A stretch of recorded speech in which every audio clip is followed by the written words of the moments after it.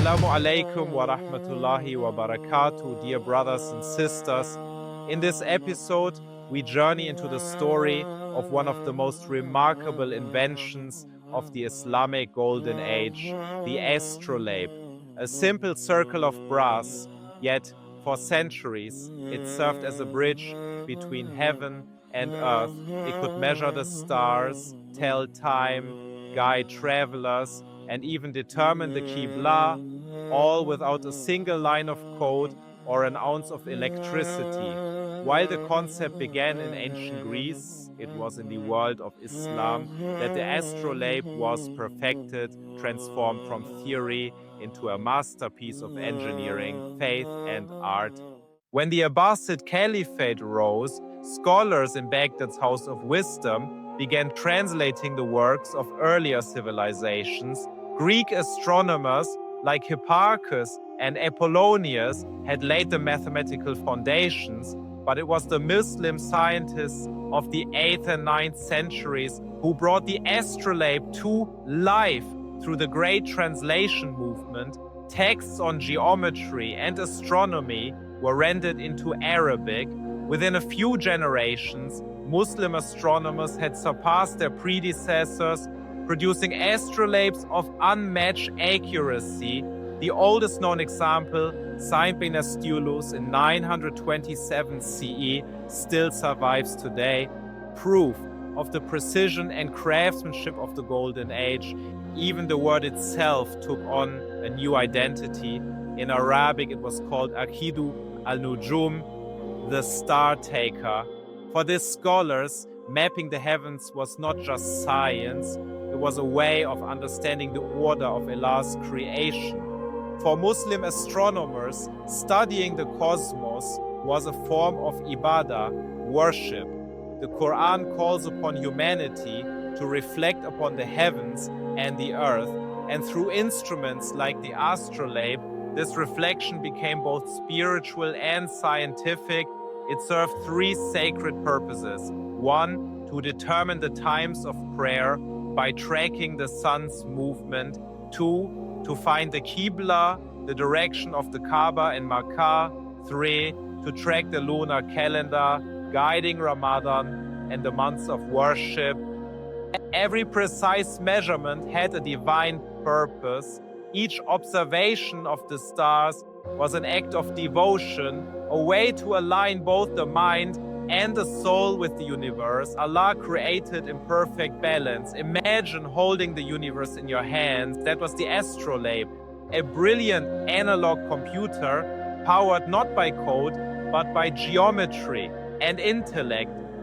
It consisted of four main parts: the mater, mother, the main body that held the plates, the tympanum plate, engraved for specific latitudes, the rete, a rotating map of the stars, the alidad, a sighting rule used for measuring the height of celestial bodies. By aligning these components, one could calculate time, determine the position of the stars, or locate the Qiblah simply by turning brass and reading the heavens. Its mathematical foundation lay in stereographic projection, a technique that maps the curved sky onto a flat plane while preserving angles, a union of geometry and divine design. The perfection of the astrolabe was the work of generations of Muslim scholars. Al-Sufi in the 10th century wrote the book of fixed stars, documenting constellations and even recording faint celestial objects like the Andromeda galaxy. Centuries before modern telescopes, Al-Farani refined celestial measurements in his Elements of Astronomy, a text later used in both the Islamic world and Europe. In Egypt, Ibn Yunus produced new star charts of extraordinary precision, correcting the data of the Greeks.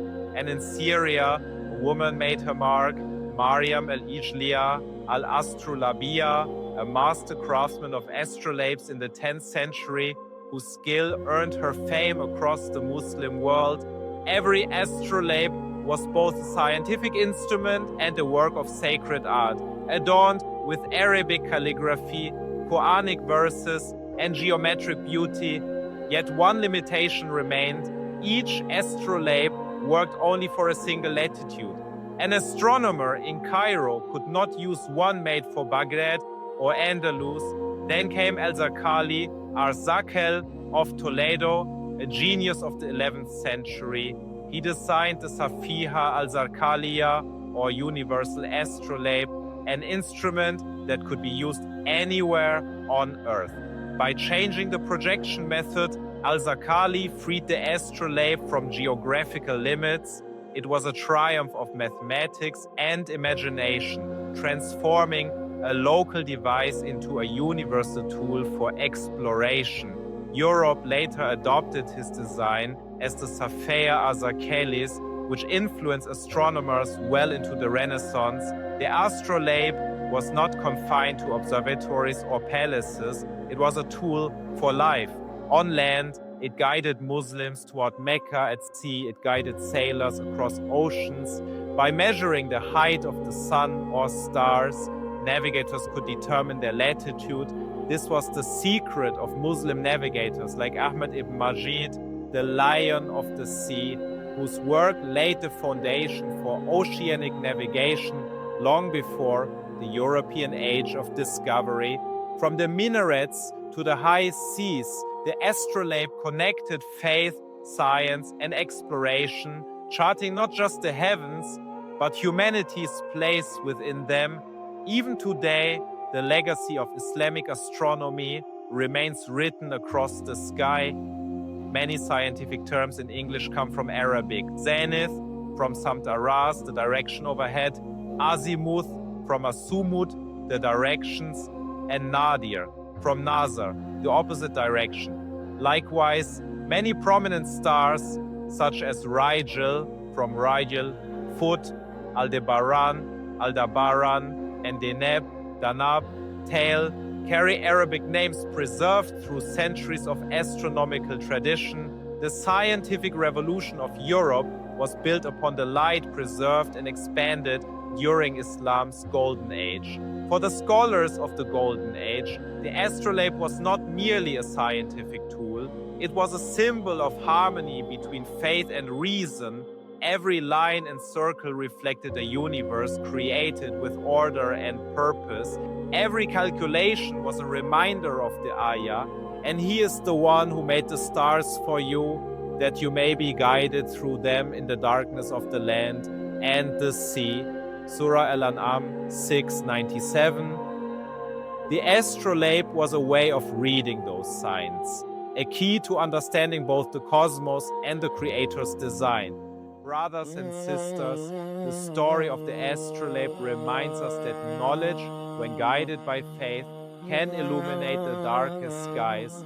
In our next episode, we'll explore how the scholars of Islam built the first observatories where science and spirituality reach new heights in humanity's quest to measure the heavens. Jazakumullahu khairan for watching. Don't forget to like, share, and subscribe as we continue our journey through the golden age of Islam, where faith illuminated the world.